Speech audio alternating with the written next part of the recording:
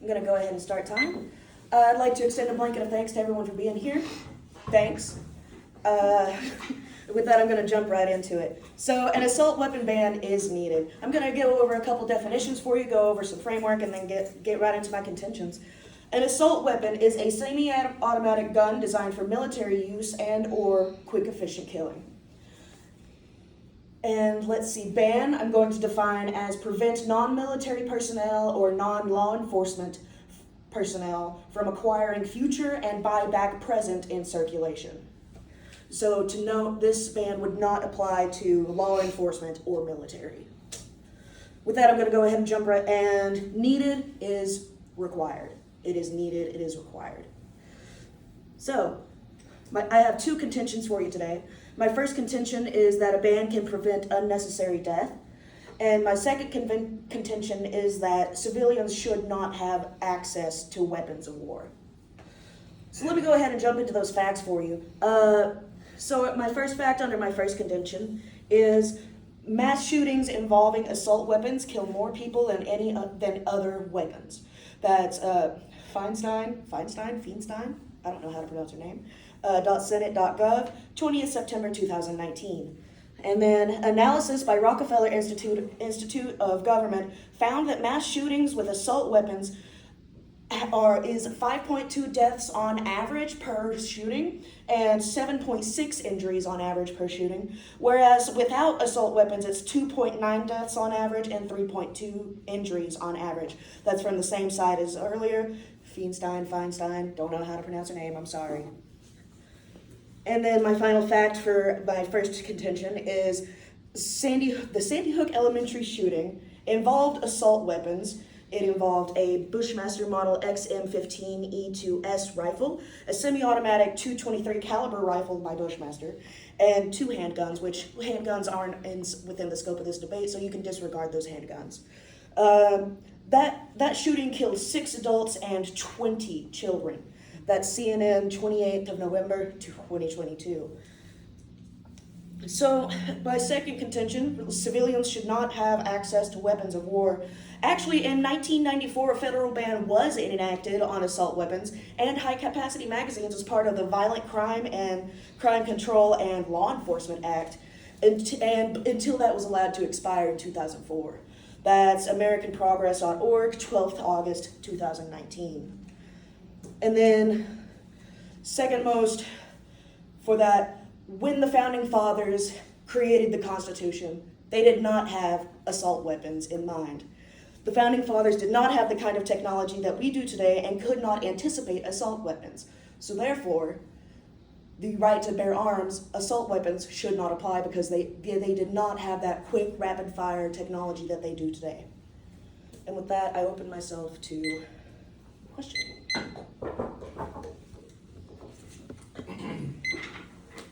All right, 2 minutes of cross-examination. Judge ready? I'm ready. Opponent ready? Ready. Excellent. How do you get the guns back? By buying them back. What if they don't want to sell them back? Welcome to prison. Okay, who's going to enforce that law? Law enforcement. Where is the law going to come from? Is this going to be an executive order? Is this going to be legislative? Is this going to be judicial? This is not a policy debate.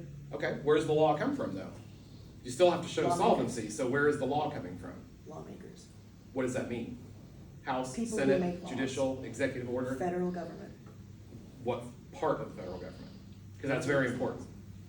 What's that? Legislative, whoever makes the laws. Okay, so the legislative branch is going to make this law. That's where it's coming down from, the ban on assault I weapons? assume so. Okay, excellent.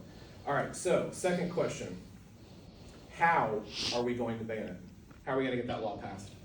That's outside the contentions of this debate. I don't think so at all. I think solvency is part of a debate. So how do we get this law passed? Because if we're going to do it, we have to prove that it's possible to do it, right?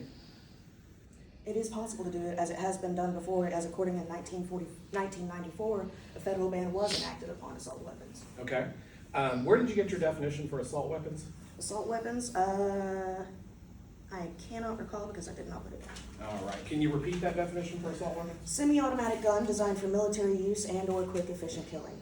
Perfect. All right. So you mentioned Sandy Hook Elementary. You mentioned a 223 caliber and then a Bushmaster, right? Mm-hmm. Are you aware of whether or not those two guns are currently illegal under existing federal law?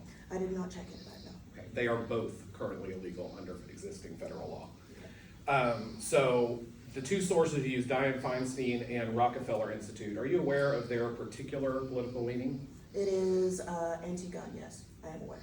Okay. Extreme left would be how most people would describe them. So, all right, with that, I'm done. I got 1 second left. Are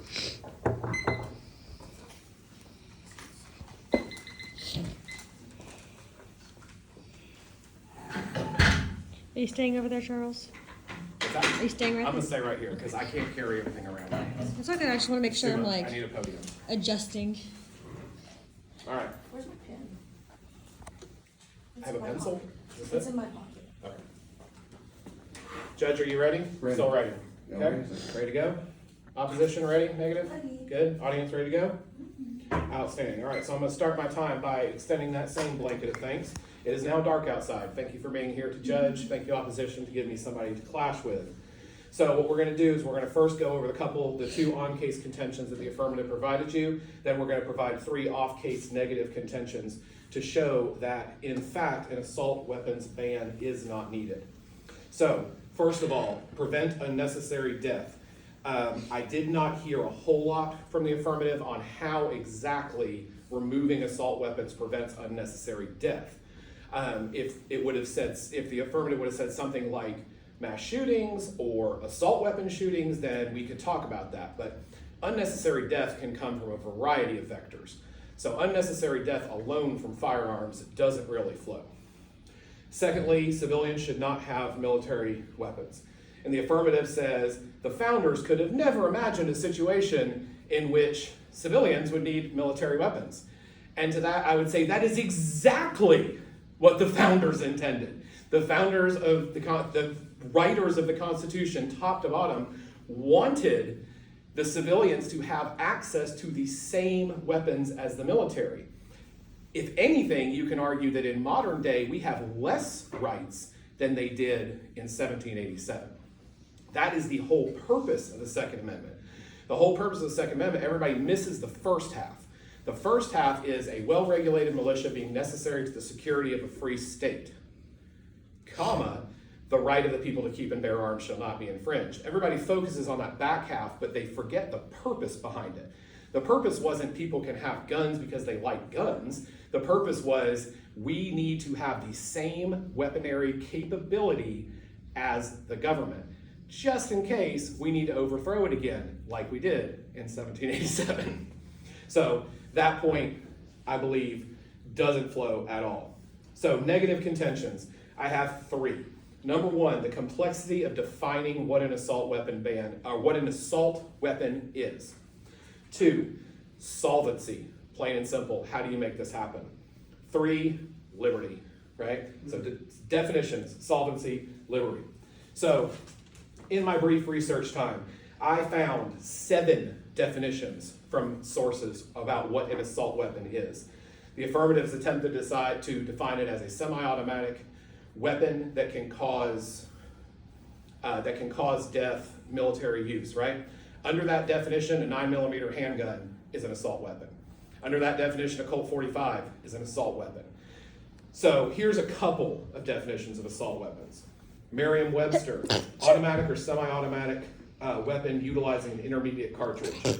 The AP in 2023 actually revised its language guidance to remove assault weapon because it's too political of a term. It's not accurate. Third, the NRA in 2022 says any weapon used in assault. The U.S. Army calls it a similar or semi-automatic or automatic weapon. The FBI defines it as a weapon that can be used to cause death. So here's the problem. How do we ban assault weapons if we can't even decide on what an assault weapon is, right? Okay. Also in the world, well, actually, let me talk about that. Okay. So in the idea of solvency, how do you make this happen? Talked about the idea of mass shootings. I will tell you that according to the CDC and the FBI, both of February 22, 79% of mass shootings were with a handgun. So if we're talking about handguns aren't the issue, handguns should be thrown out of this debate. 79% of mass shootings were with a handgun. However, here's one from Center for American Progress, 2 of 22. 10% of mass shootings happen in gun-free zones. So the solvency of banning assault weapons to stop mass shootings just doesn't track. The practicality issue, I mentioned, how do you get the guns back? So are we going to send government troops to kick down the door and take the guns back? Because that is exactly what the founders of this country were worried about, which is why the Second Amendment exists. So, lastly on there, the number one cause of firearm death is not shootings, no matter what the media would have you, not mass shootings, not violent shootings. Number one cause of firearm death is suicide. And that would be according to Pew in February of 22. Also, there is not an outbreak of shootings in the United States. It's really easy to take a total number and say this is the worst it's ever been. However, if you take it as a percentage of population, 1974 was the worst it was. 1974, 16.3 mass shootings per 100,000 people. So depends on how you look at that statistic, right? So we'll talk about liberty in the Second Amendment very quickly. I have 45 seconds left.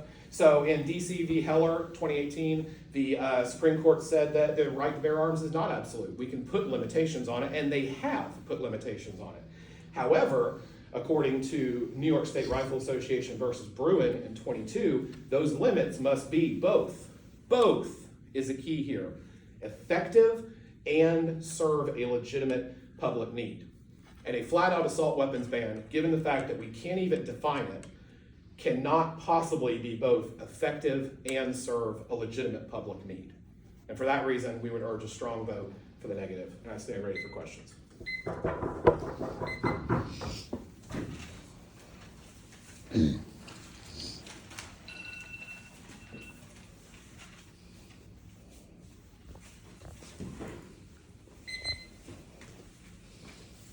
Judge ready? Randy. So, really quick, I got a couple of questions, actually. You said that 10% of mass shootings happen in a gun-free zone? Correct. What about that other 90%? Where do they happen? The other 90% happens outside of gun-free zones, but that speaks to the solvency of even having a gun-free zone, is that even in a gun-free zone, Okay, thank 10% you. of mass shootings. So, you said that we need the same weapon capabilities as the military, correct? Correct. Does that include tanks? No. Does that include drones? Okay, see Does what that you're, include RPGs? Does that include any other weapon of mass destruction? what you're missing there is the Supreme Court's decision in DC v. Heller, where it is not an absolute. However, they can put limits when they are effective and in Yes, but legitimate by your public logic, we interest. should have tanks, RPGs, drones, everything else, because we need the same capability as the military in case they attack us, correct? There are some people that would argue that. Okay, cool. So let's see.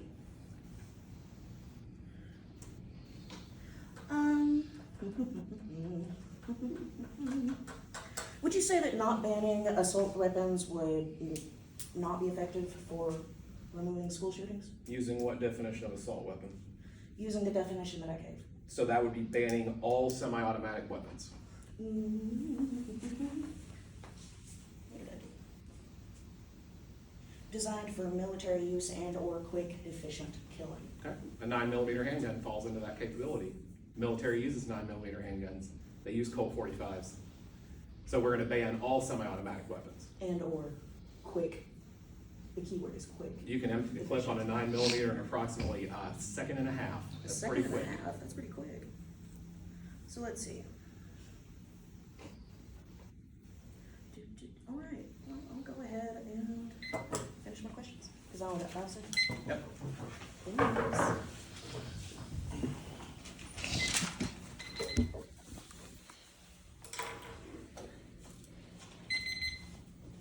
Okay.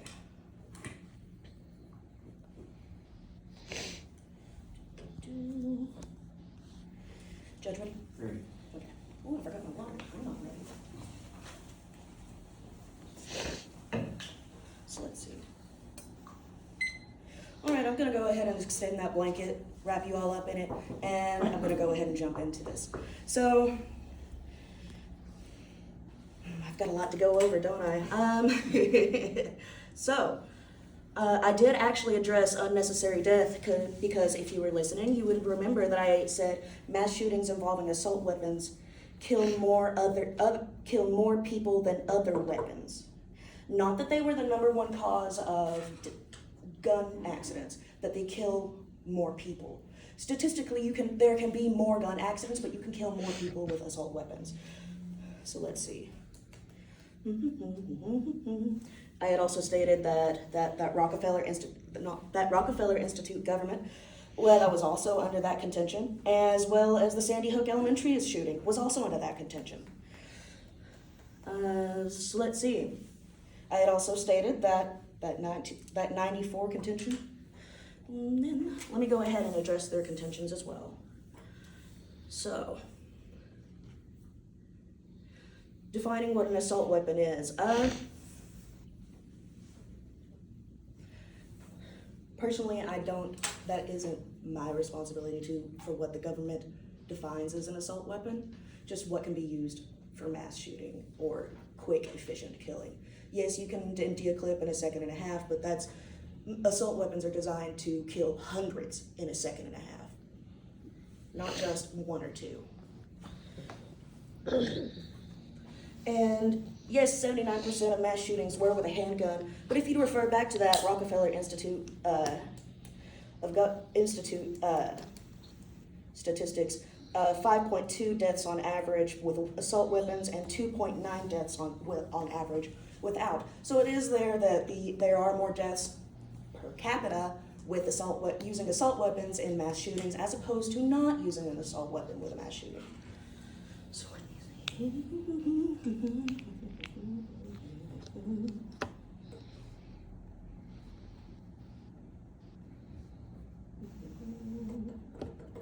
And in regards to the contention about liberty, with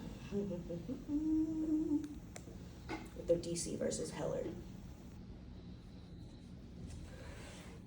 there is a public need because there are children that are dying because of these assault weapons. Yes, sure, 79% of mass shootings happen with a handgun, but where there is mass casualty in those mass shootings, hence the word mass shooting, there was an assault weapon used. And thank you.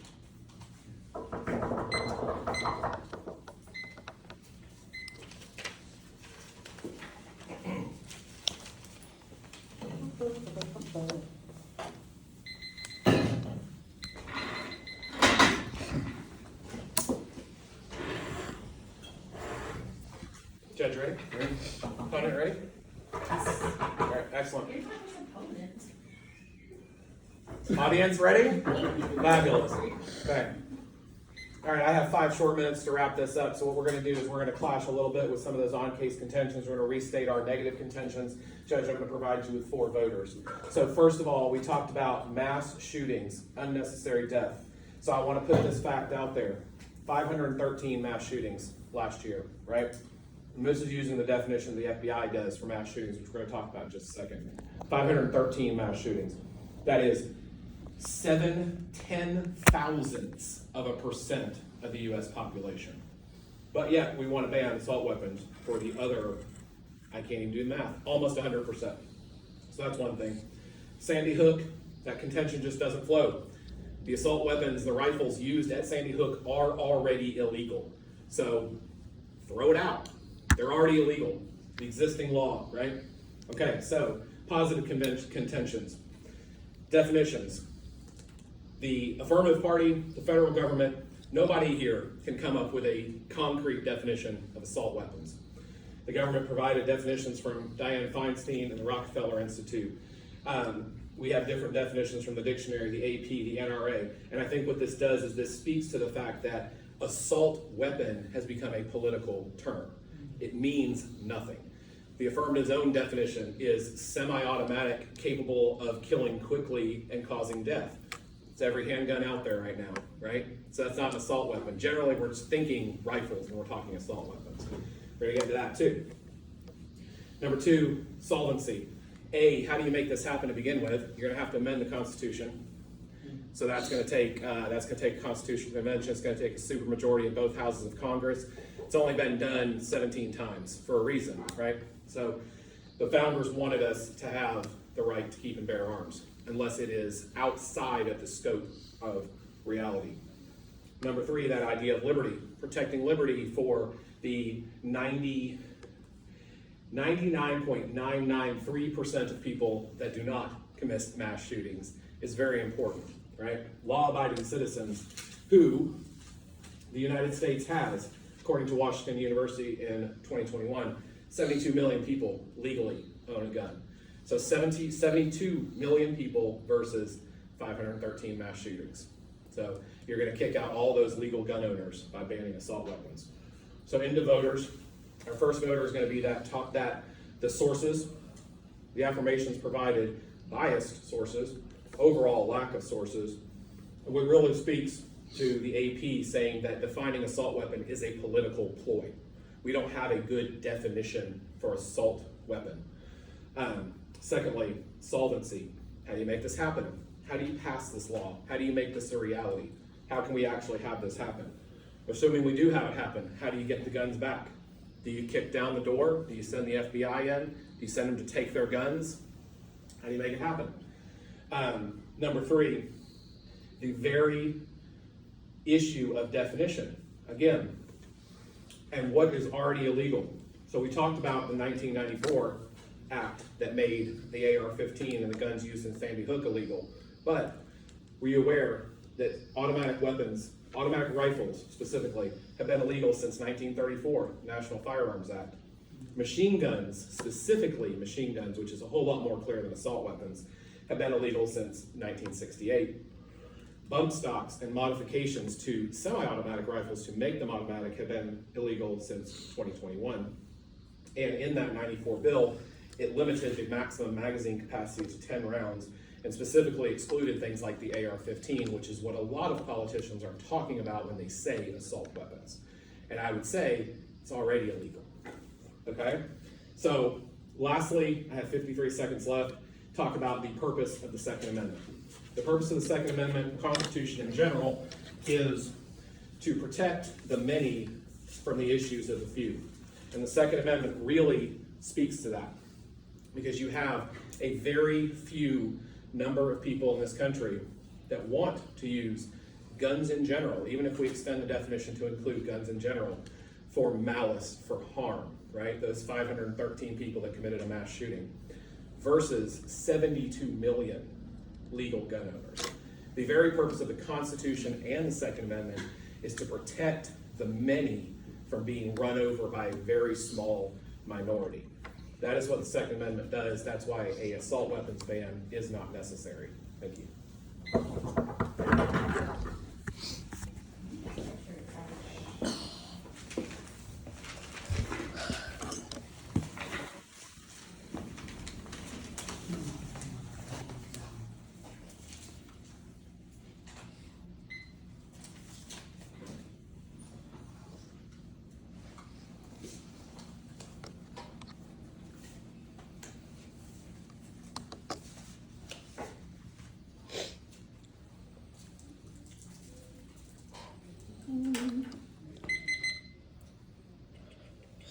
Excuse me. Okay. Ready? Did you fall asleep back there? It's been one day. Okay, I'm gonna go ahead and start my time. I'm gonna wrap you up in that blanket for the last time. We're all nice and snug. Judge, I'd like to go over my voters, and then we'll go ahead and close this out and hopefully go home soon. So let's see. The first voter is that federal ban has already been enacted before. It was allowed to expire in 2004. However, that federal ban has already been enacted before. Secondly, my second voter is that when the Founding Fathers created that Constitution, they did not know that weapons that could kill hundreds of thousands of people at a time would occur. They thought we'd all have one pump shot weapons. Just one pump. They thought we'd still be using muskets with blades on the end. They could not have anticipated the kind of technology that we have developed in the 400, 17, 18, 19, 20, 300. I can't math today. It's late. In the 300 years that have happened since. So, with that, Judge, I'd like to thank you. Thanks, guys. It's late. Thank you.